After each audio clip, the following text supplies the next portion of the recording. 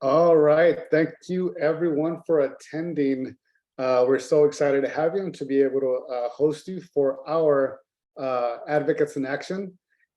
Don't ghost your ballot. So my name is Jeffrey Zatino. I'm the Policy and Research Director for All in Education, and I'll be moderating our webinar today. And just for a little bit of context around this Advocates in Action, elections are a huge part of how we all advocate. Through elections, we can advocate for better policies, better representation of our communities, and better solutions to long-standing issues that have negatively impacted our lives. Join us as we take a deep dive look into what will be on our November ballot and why it matters to vote for every single open position and proposition beyond the governor's seat. We'll also have experts, and we're super excited about our panel today, to join us and talk about the Prop 308, Prop 209, and how these will be a game changer for Arizonans in our economy. So let's get to know your ballot and become an informed voter. Like I said, my name is Jeff Cethino. I'm the Research and Policy Director for All in Education. And a little bit around All in Education. Our mission is to ensure that individuals from communities most impacted by education inequities are the ones making decisions for all students.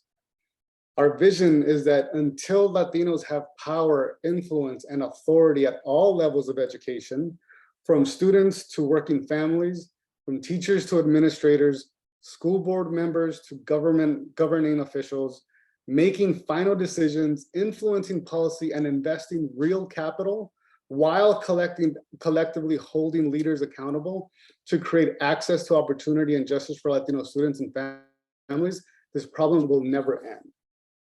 Again, thank you all for joining us for Advocates in Action. And this Advocates in Action is a virtual series that highlights the issues around advocacy and policy that impact education and the communities the most. And this Advocates in Action would not be possible without our very special partner, Instituto. So Emily, can you talk to us a little bit about Instituto and yourself, please? Yes, thank you so much. Hi, everyone. Like Jeff mentioned, this training was created in collaboration with All in Ed and Instituto. So I just wanted to quickly hop on and say hi. My name is Emily Nunez. I'm the programs coordinator at Instituto. I'm so happy to be here and really happy to have had the opportunity to support All in Ed in this training. I'd love to take a quick minute to just talk about Instituto, tell you a little bit about us and what we do. Our mission here is to build sustained political power with low-income communities and communities of color in Arizona. Through our work, we work to scale electoral and advocacy campaigns, mobilize voters, develop leadership, and build capacity through incubation and acceleration. So what do incubation and acceleration mean? Incubation just means that we know that those who are closest to the problem are closest to the solution. And so we work to give individuals and organizations resources and support to incubate new ideas and solutions that they know will work for their communities. Acceleration just means that we know our communities are already phenomenal, right? We already know that there are incredible leaders doing this work day in and day out. And so we work to accelerate the work that they do by removing any barriers, providing resources and support so communities can reap the benefits sooner rather than later. And incubation and acceleration at Instituto looks like trainings just like this one. It looks like fellowship programs, coaching services, and much, much more. And so I'll be sharing more at the end of this training about our resources and support offerings and how you can stay connected to those. I just want to shout out All in Ed for being incredible thought partners and collaborators on this training. It's been a joy to work with you all, and I'm really excited for everybody in the webinar to get to hear all the gems that they'll be sharing today. I'll be dropping some links in the chat right now so you can stay connected with us here at Instituto, but with that, I'll pass it back to you, Jeff. Thank you so much. Thank you so much, Emily. So why are we here? We all know that civic engagement is important, and voting is one of the most important and simple ways to advocate for this issue and any matter. We'll be having a couple of panelists give the lay of the land to this election, and after that, we're going to go into a couple props. And at the end, we're going to have some time for questions. So I encourage you to put all of your questions in the chat. I'm going to introduce all three of our panelists right now. I'm going to call your name, and if you could please introduce yourself and your organization, please. Kaylin. Hi, everyone. Thank you so much for having me. My name is Kaylin Fodor, and I'm here tonight with Proposition 209 and Healthcare Rising Arizona. We're a healthcare advocacy organization of over 1,600 members statewide and growing that's really focused on seeing what we can do at the state and local level around fixing our healthcare problems. And I'm really excited to talk to everyone tonight about what that could mean on your ballot. Thank you so much, Kaylin. Carlos. Thank you so much, Jeff. Thank you, everybody, for the invitation. I'm looking forward to the conversation tonight. My name is Carlos. I am the campaign manager for Yes on 308. I'm also serving as the state director for the American Business Immigration Coalition, where we represent over 1,200 business organizations and advocates for sensible immigration reform across the country. Here in Arizona, we're focusing on Prop 308. We think this is a historic moment for our state, and other states are looking to us to see if and when this passes, so that they can also pass common sense policy like this. So looking forward to the conversation. Carlos, thank you so much. And Lourdes. Hi, everyone. Lourdes Peña. I serve as a public affairs advisor with Tri-Advocates. Tri-Advocates is a government relations firm. It's been in business here in Arizona for 20 years. We're celebrating our 20th anniversary, and we represent clients on the public, private, nonprofit sector. Our role is mainly to work with our clients and support their policy agendas, help them advance those policy agendas at the state and local level. Full disclosure, we do not do any campaign work, and that's probably why I'm very rested and better than other folks. We don't do any actual direct campaign work. Our role is really to work with our clients and advise them in public policy development. But happy to be here. And as a little tidbit, my first election that I voted on was 2008, which was a pretty cool historic one. So for everyone that's a new voter, or you have a new voter in your family, this should also be a very exciting election to have as your first election. It is a super exciting election. It's a complicated election as well. And Lourdes, you know that I'm such a big fan of you and your work and and I'm so excited to have all of your insight. So we want to start off by having you help us paint the picture of this current election. So these next couple of questions are going to be specifically for you. And starting off with our first question, Lourdes, some people only engage in the voting process when it's a presidential election. Can you talk about why voting in every single election is important? And more so, why local elections sometimes have bigger direct impact on the community? Yes, absolutely. Usually, very important. Usually when we think about elections, most people and the attention goes to the federal elections. Who is the president of the United States?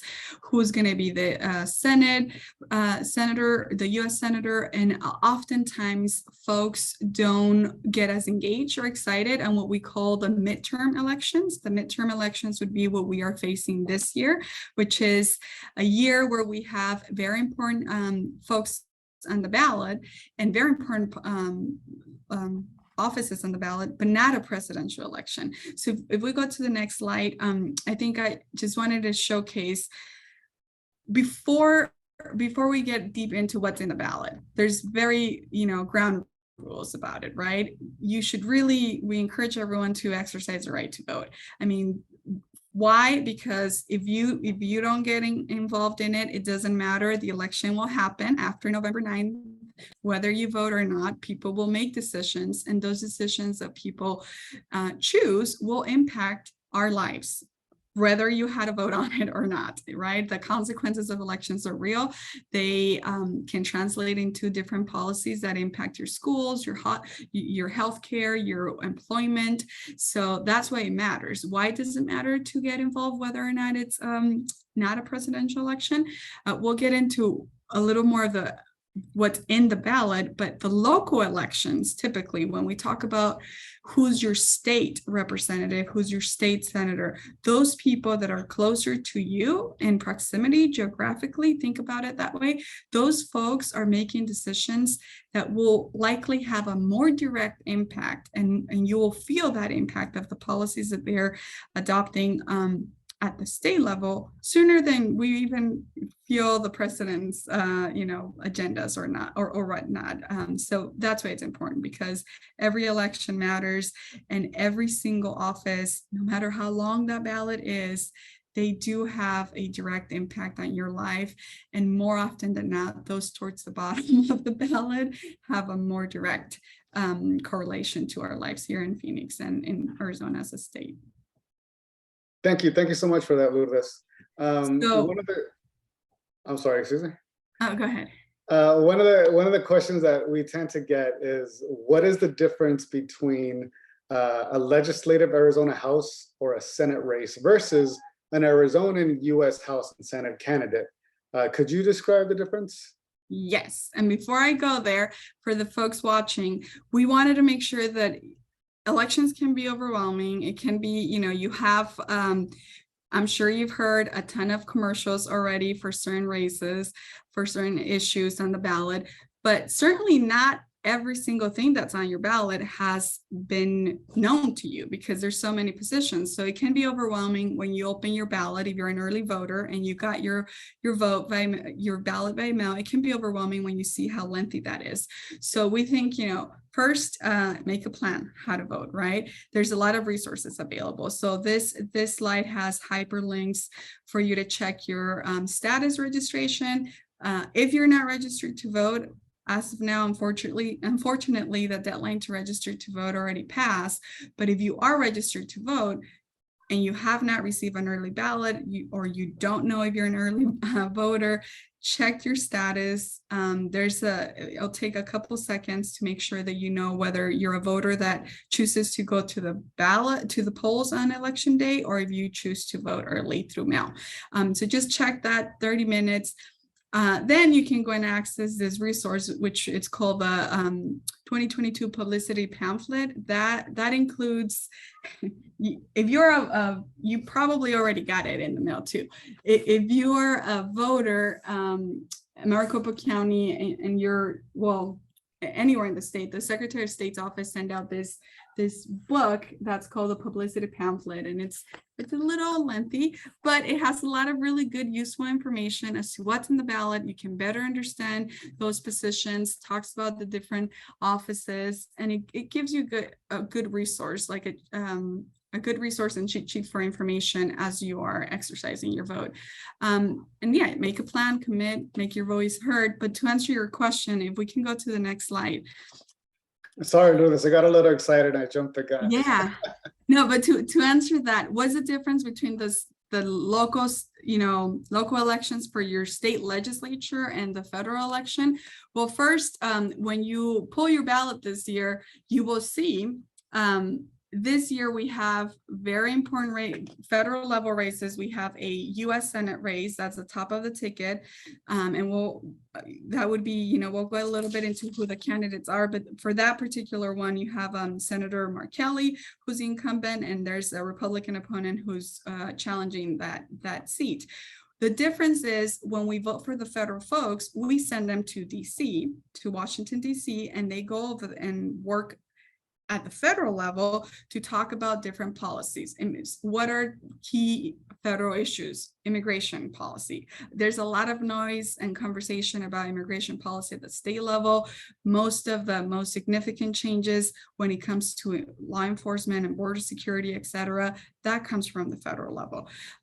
So when you look at congressional races, they also talk about, a lot of what they do is figure out what type of funding and support they're going to fight for in DC to provide to their local states, to Arizona, right? So that's what we're doing when we're voting for our congressional or federal candidates on the ballot.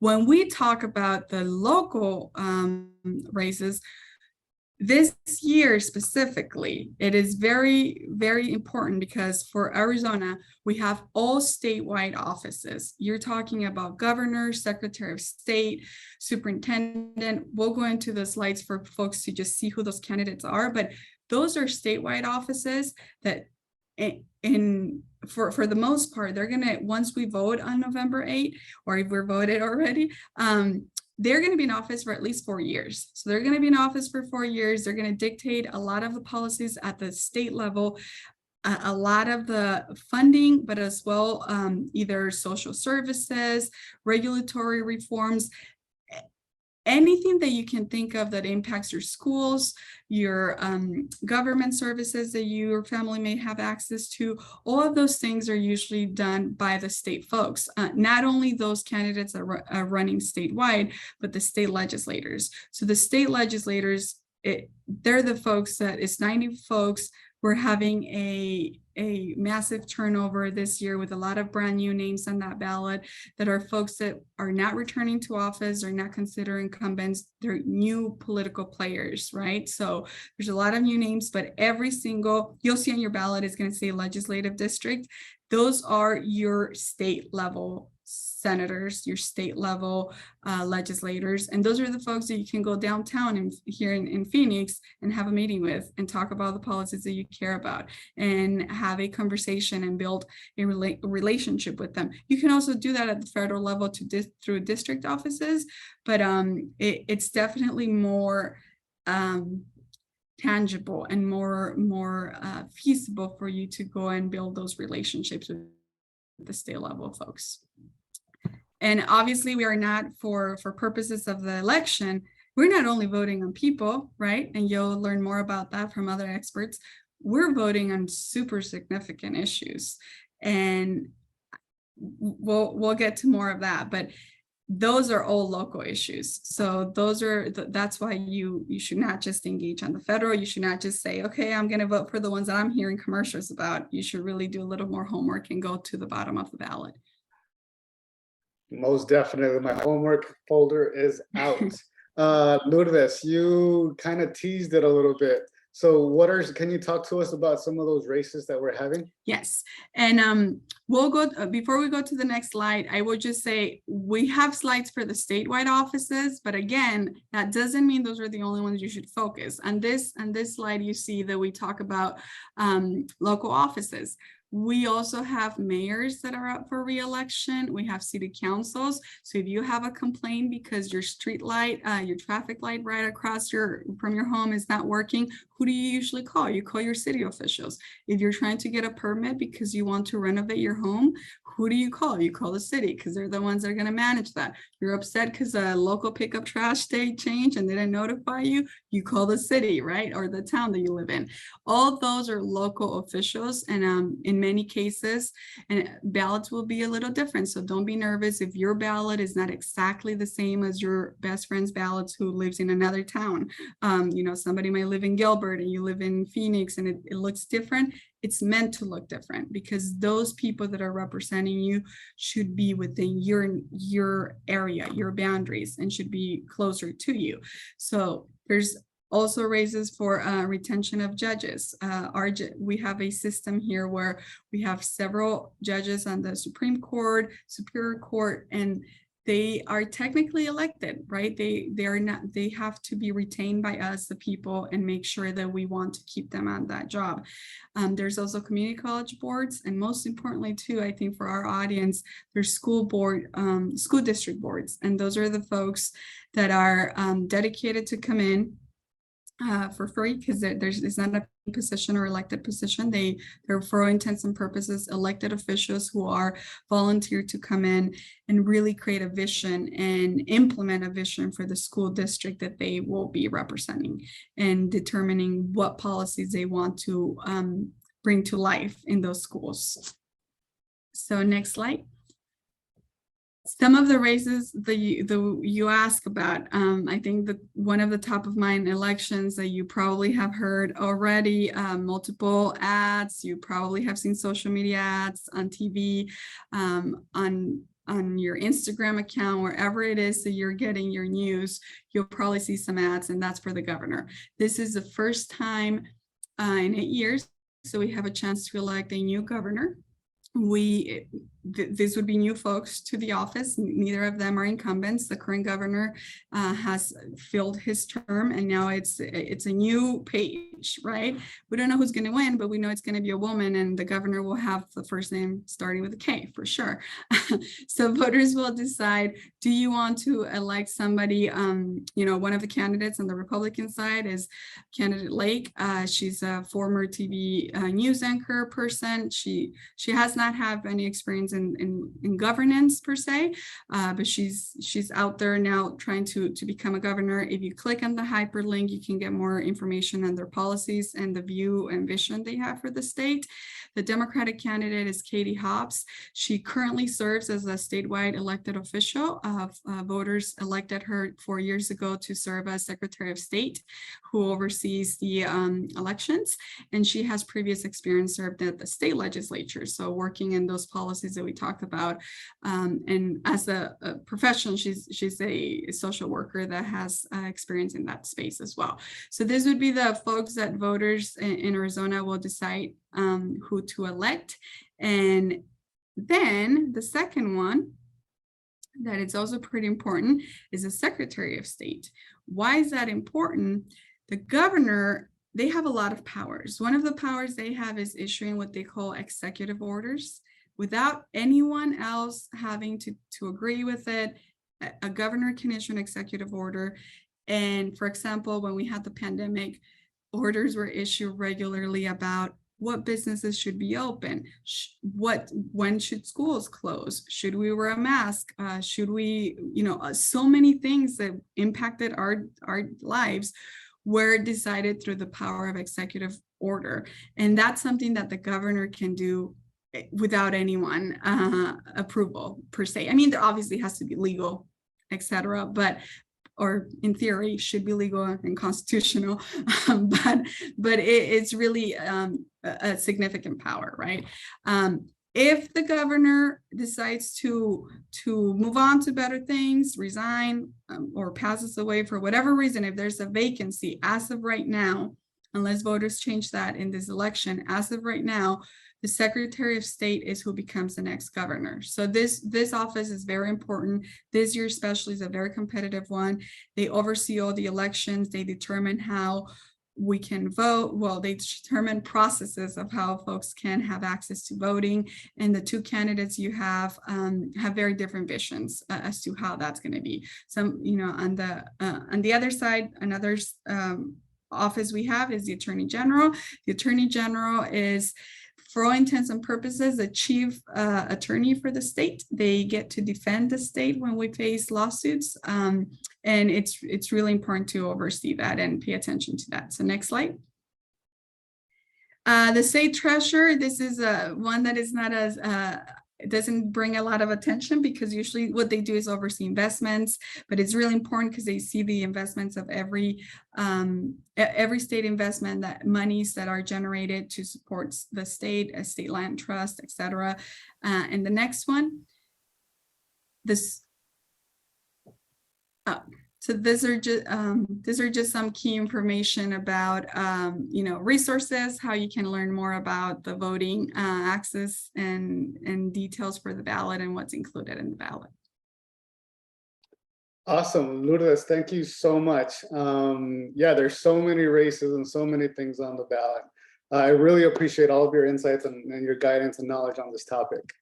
So now this ballot will be long and possibly even confusing for some people. This election, we've had the most issues and a lot of propositions on the ballot than ever before. Propositions are also known as ballot measures and ballot initiatives. That complicates things a little bit. So let's spend a little bit of time talking about what they are and how they impact local communities. So two more questions for you, Lourdes, so you're not off the hook. Can you explain what a proposition/ballot initiative is?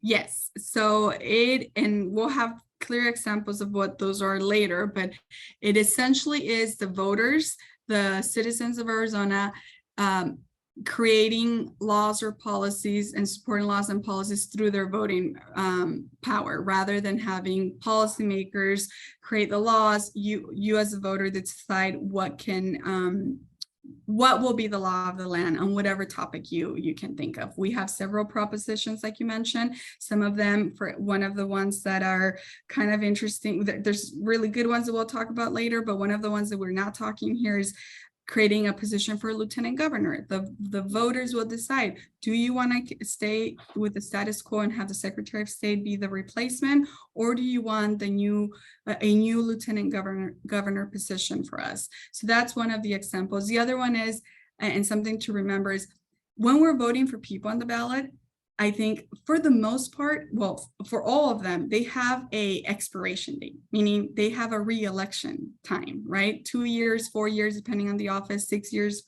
depending on the office. When you're voting for issues and propositions, I think it's important to remember those things are, in some sense, in my opinion, are just as valuable as candidates, because it's harder to either change what was passed or come in amended. And there's things like voter protection clauses that is intended to protect the will of the people when they vote through a proposition.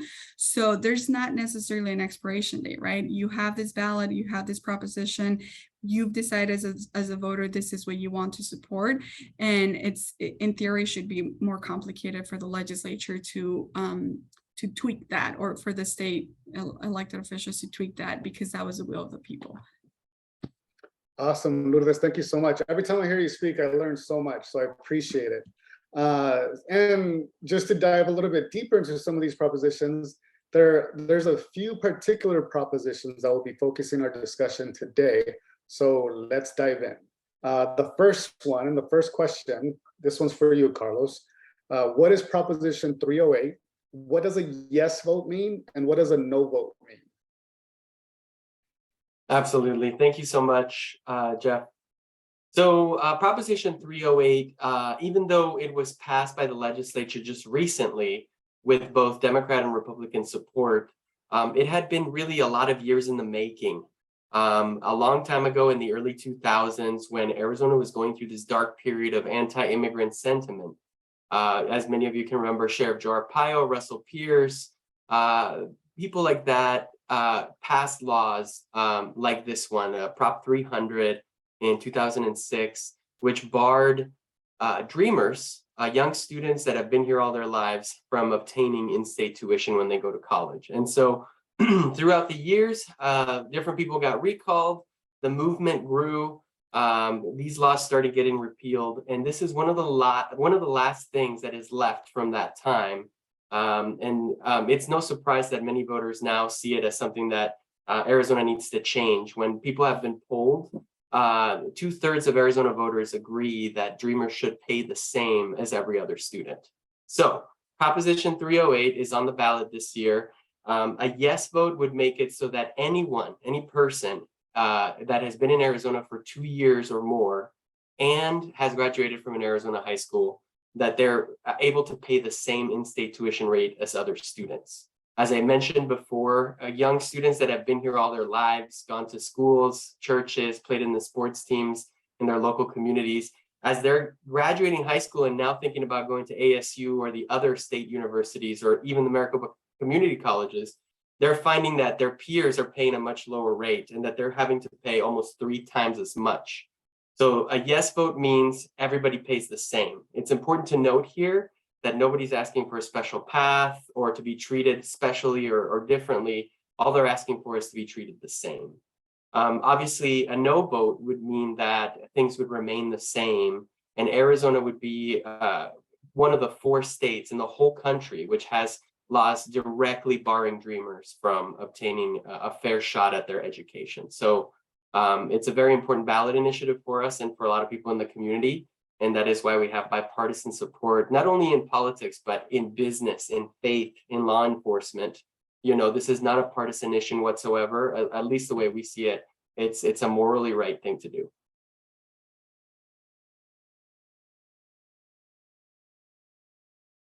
Better. So Kaylin, you're up. What is Proposition 209, And same thing, what does a yes vote mean and what does a no vote mean? Absolutely. So Proposition 209, a little bit different from Proposition 308 in the sense that Prop 209 is a citizens initiative. So we had to collect signatures from voters in Arizona in order to get this initiative on the ballot that you're going to see. If you've already voted, you've seen it. If you still have to vote, it's still on your ballot. So Prop 209 actually set a record for collecting the most signatures in the history of Arizona initiatives.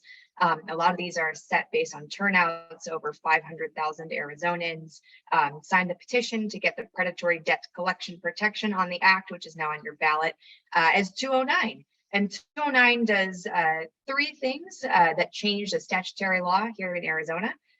First and foremost, Prop 209 would reduce the interest rate that can currently be charged on medical debt. So right now in statute, medical debt's actually not defined. So you go out and buy a car you can't afford, treat it the same way as having a medical emergency. It's not defined in state. And so what can happen is that collections can add a 10% interest compounded annually to medical debt. Prop 209 would reduce that number to no more than 3%. So it'd be a more consumer protective number. The second change that Prop 209 would have is that it would reduce the amount of disposable income that can be subject to wage garnishment. To give you a sense of what the current statute is, Arizona is actually a federal maximum state when it comes to wage garnishment. So that means that collectors can take up to 25% of your disposable income. Once again, that's the highest you can federally allow. We are one of those states. Prop 209 would drop that number down to no more than 10%, which puts us more in line with states like Texas and Florida and South Carolina. And then finally, the initiative modernizes our existing exemption laws for folks who are dealing with these issues of bankruptcy, which more often than not are results of medical debt. 60% of bankruptcies nationwide are results of high healthcare costs and medical debt. And the four exemptions that are being modernized and updated are your homestead, your vehicle, your household goods, and your bank account. The issue that the initiative is addressing is that these numbers were once protective, but time has gone on and these numbers have not been adjusted for inflation to continue their protective nature as intended. An example is right now under current statute, only $300 is protected in your bank account from collections. That's not a number that most families can reasonably pay their mortgage, pay down their existing debts, and put food on the table. The initiative would raise that number to $5,000, which is a little more protective.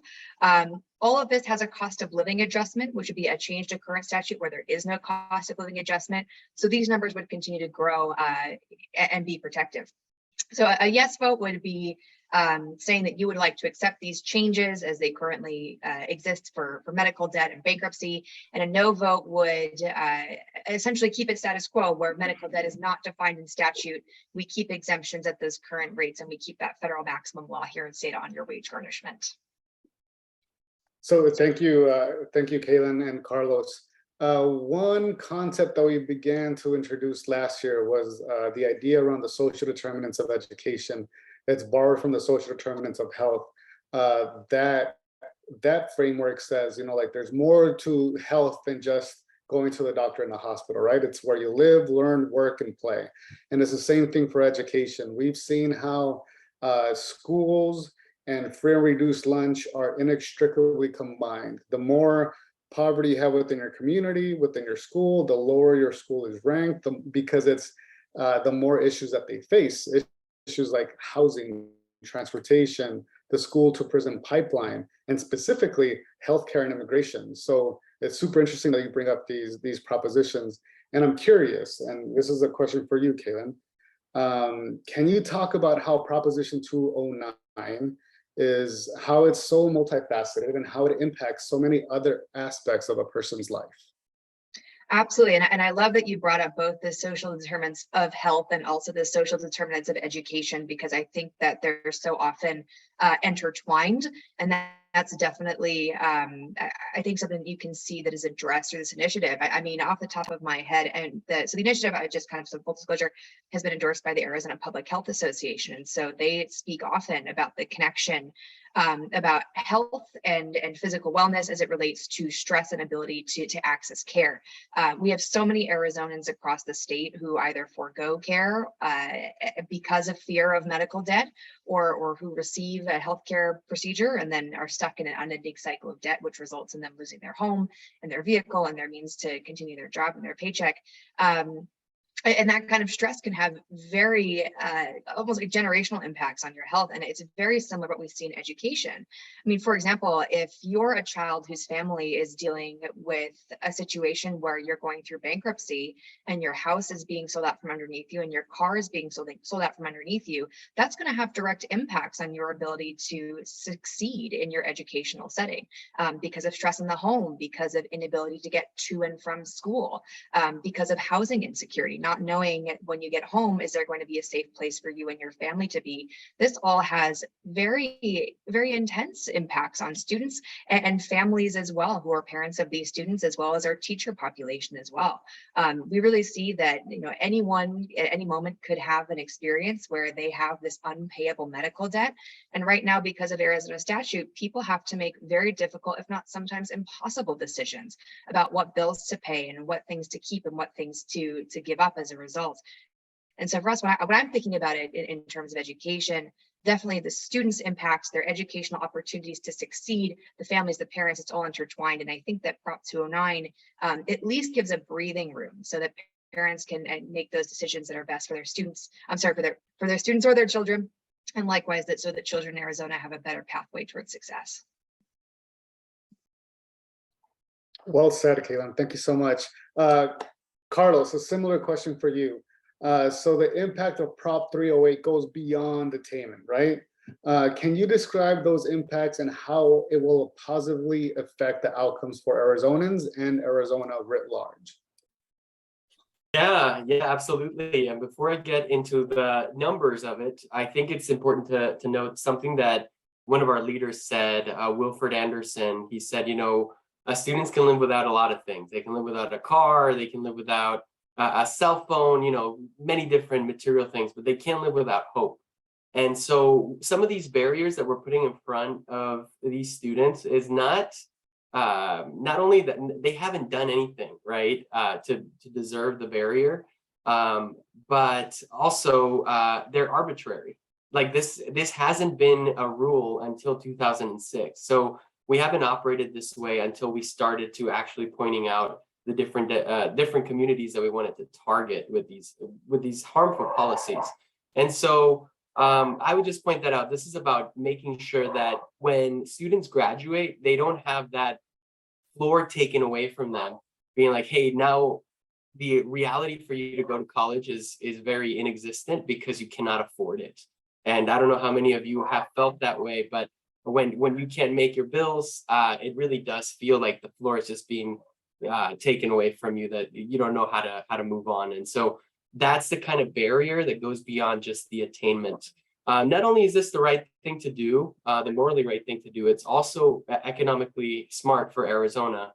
The American Immigration Council recently came out with an economic impact study, which showed that there was about 3,600 students that would be benefited by this policy from Prop 308. So they could go to college, pay the in-state tuition, and start giving back to the state with a career, paying taxes, and having a job. So these 3,600 students altogether would have an additional economic power of about $28 million a year. So this is adding to that state economy every single year for those many thousands of times over and over and over. So it's good for the students. It's good for the economy. It's also important to say that this doesn't cost the state anything. A lot of people are worried about, okay, well, what is this going to cost us? How are we going to invest in them? Not only have we invested in them since they were young, all the way until their 12th grade, but this won't actually cost the state when it comes to new taxes or into the general fund, as the economic studies point. So overall, a big win for students in Arizona. Awesome. Thank you so much, Carlo and Caitlin. It's so interesting how one proposition impacts other pieces of our lives and of our community, right? Whether it's healthcare, immigration, education, and Arizona's economy. For both you, Carlos and Kaylin, are there any other propositions that we should be on the lookout for? Yeah, absolutely. I would be on the lookout for the 100s, just anything that starts with a one. One of the reasons that we have the ability to pass laws like 308 and 209 is that we're able to utilize the system for ballot initiatives. So the voters are able to pass the policy that they would like. Sometimes this is necessary because at the state legislature, it's simply not possible to pass these things. And so some people don't like that. Some people want to keep the power only to the state legislature. And so they're making these laws that's on the face of it seem pretty reasonable. But when you really look at the laws, they really make it almost impossible for new ballot initiatives to come about. So if you look at the history of ballot initiatives, things like banning smoking indoors, things like legalizing and regulating marijuana, things like funding for education, and this in-state tuition and more, all of these things are going to be less and less likely if the propositions at the 100 level pass. And there's several things that they would do, like adding a 60% majority, adding more restrictions for ballot initiatives to be on there. So I would just say watch out for the 100s.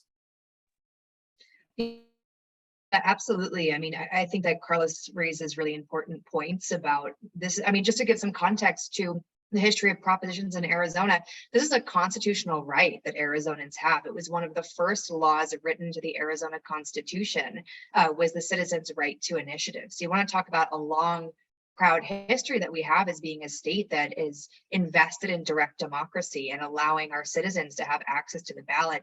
That's something that has been protected for a very, very long time. But we are seeing challenges to the ballot initiative process pop up every year. And I think that Carlos is absolutely right. There's three initiatives in particular that I'm looking at, my organization's looking at, Propositions 128, 129, and 132, that respectively can give the legislature the power to change initiatives after they've passed, to really suture them down to one statute, which can be very difficult logistically to get things passed, like Proposition 308. And then that 60% rule. I mean, we generally do ballot measures the way that the standard democracy rate is what I call it, the 50% plus one. A change in this to 60%, I think, is something that voters should be on the lookout for. And like I said, all three of these are constitutional changes as well, which I think is important to know about these. Quick ballot initiative trivia: if it starts with a 1, it's a constitutional change; 2, it's statutory; 3, it's a referral; and 4, it's local. So you can take that to your next ballot party, that fun trivia. But so those three that Carlos and I spoke about would be constitutional changes, which have a much higher boundary to change, should voters decide that's not something that they appreciate going forward. So those are three that I'm certainly on the lookout for as well. Why wait? That's going straight into our family Jeopardy board. So thank you so much for that tidbit. Lourdes, anything that you want to add? I love that Kaylin added the description of the 100s, the numbers, the 100, 200, 300s, because that's really, it's a good way to look at who's sending this. And to me, what I take the most away is anything that's in the 200s going back, it's citizen initiatives. To make it to the ballot, it already requires citizens review and thousands of people to sign and say, yeah, this is something I can live with, and I want my other voters to have the option and the choice to vote for it. So that's a good one. I think what I will add on the propositions as well, it was not mentioned in the others that were talked about, but there's another one in the 200s.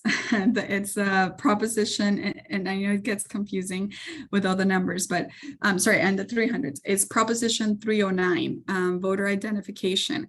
So this entire forum is about voting. This is about having access, having for you to have the right and exercise the right to vote. That proposition would really create some challenges. So go and read it. It might be a little confusing, but go and read it and just think to yourself, do I want to create more difficulties on how I'm supposed to vote next cycle, or do I want to make it easier? And I think the folks that wrote this definitely create some, in my personal opinion, I'm not speaking for my association or for ON Education or Instituto who's putting this together, but in my personal opinion, Prop 309 does create some challenges for voting in the future. So it's up to you to decide whether or not to support it, but definitely pay attention to that proposition, and just in general, again, read them all. I will drop in the box a link where you can go and see the actual language, and then you can see all the letters and support the folks that support the propositions and the folks that oppose, and then you can make your own opinion as to that's something you're comfortable with. But it's always important to think about these propositions will have a long-lasting impact on people's lives, and all those that deal with voting and initiatives could really impact what voters of Arizona and citizens of Arizona can, the power level, the balance scale for folks. So that's something just to remember. And yeah, thank you. Carlos, you guys left me with homework, with newfound knowledge and insight, and even with party Jeopardy game. So thank you so much. Now we're going to open it up for the chat for some questions. And our first question is, so this is Tanya Bencourt. I have a question specifically on my ballot. The Tolleson High School District is asking voters in my area for permission on to sell parcels of land. Is this beneficial for schools to have permission to sell land? I tried looking up more information on it, but couldn't find anything. I'm happy to try on this one. On one of the slides, and it was a lot of information, sorry, just like the ballot, right? It had a lot of information, but we talk about bonds and overrides. So you're not only dealing with propositions that we were mentioning statewide, but bonds and overrides for schools. And typically schools, just like Tolleson, are having to go to their local voters for that authorization. Usually, in my opinion, the passage of bonds and overrides has a direct impact on capital needs for those schools, and usually has a really good result in the students' experience for that school district. So generally speaking, my rule of thumb is if it's any type of a bond or override for a school, a good source could be to go to try to Google the override and see if there's more information. But if you also have a connection with somebody at the school board level, you can ask them for more insight on it. But my rule of thumb is I go yes on bonds and overrides for school districts. Thank you, Lourdes. Anybody else want to chime in? Going once, going twice. All right, so we have one more question from Richard Ullery. Carlos, I actually support Prop 308, but I'm still struggling with why a non-citizen should be allowed to pay less for tuition in Arizona universities than an American citizen who lives in Colorado, for example. How do you justify this? Yes, thank you for the question. It's definitely a good thought, and a thought that a lot of people are bringing up. And the very reason for why to support it is because Prop 308 doesn't mention anything about immigration status. In fact, it says regardless of immigration status. This is all about any person who's been here in the state for 2 years or more and has graduated from an Arizona high school. So this not only applies to Dreamers, this applies to any student. If a student that was documented, was here, and had the requirements and left and tried to come back and live here, he would have the same benefits. So this is more about Arizona students than a particular type of Arizona students. So again, if you go back to the law in like 2006, it was trying to target a particular group of people in our community. This is trying to make it so that everybody's the same. Any person, I think, is the key in the question in benefiting our state. Awesome. Thank you so much, Carlos. Thank you all for the questions, for the scintillating conversation.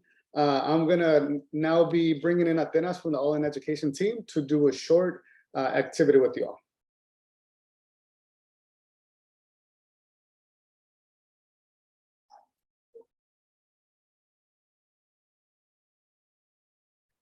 Hi, everyone.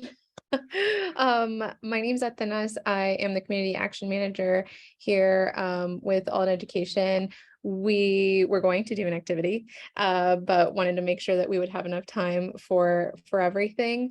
So I'm just going to pop in and say, I think this is my second time that I'll be voting.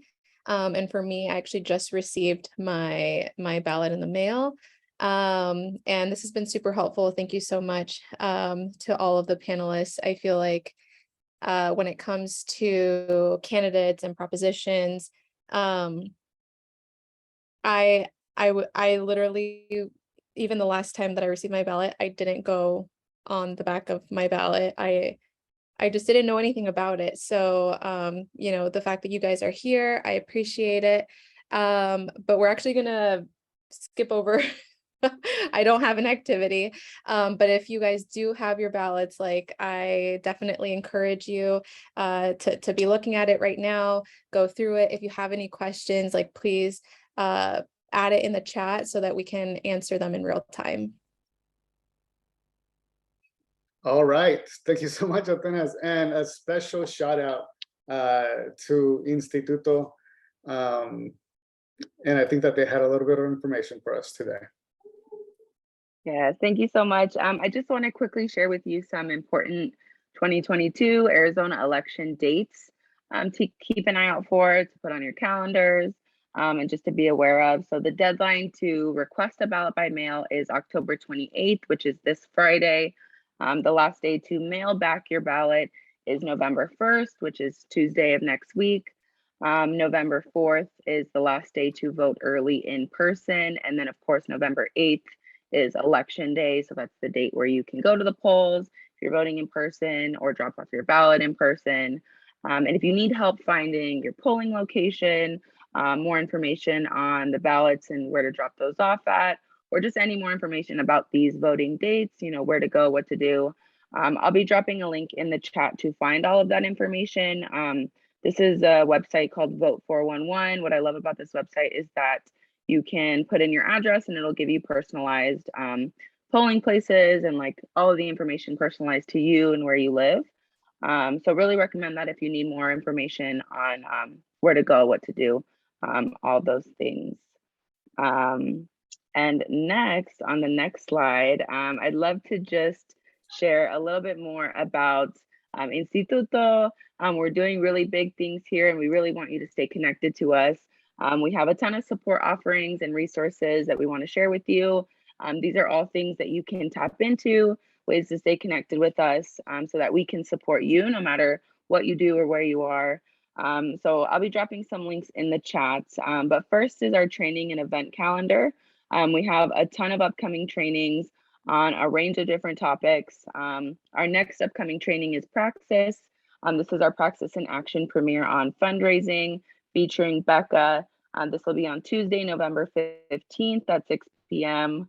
A little bit about Praxis. Praxis is a video training series that's all about knowledge sharing, skill building, and storytelling. So it's pretty cool. We'll be having a watch party where you can come in with us. We'll be watching the video together. Becca will be there to share some steps of being a successful fundraiser. And then we'll have time to work through some activities with her to start practicing these skills. So please join us for that. The RSVP link is in the chat. Next thing I want to quickly shout out is our training request form.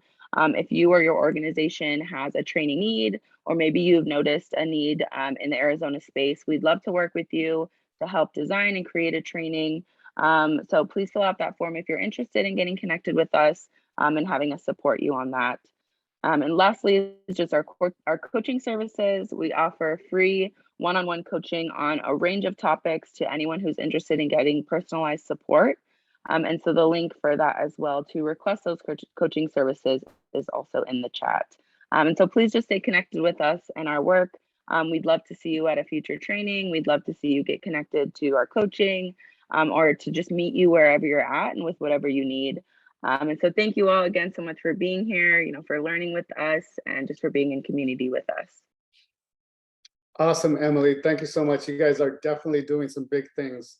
We want to send a special thank you to our partners and organizations for joining us, Tri Advocates, ABC, Healthcare Rising Arizona.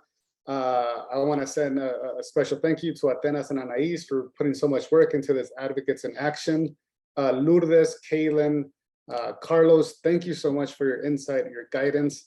And everybody, please remember to get that ballot, make a plan to vote, and go vote, because that's the way that we're going to change things and make sure that we create the Arizona that we all deserve.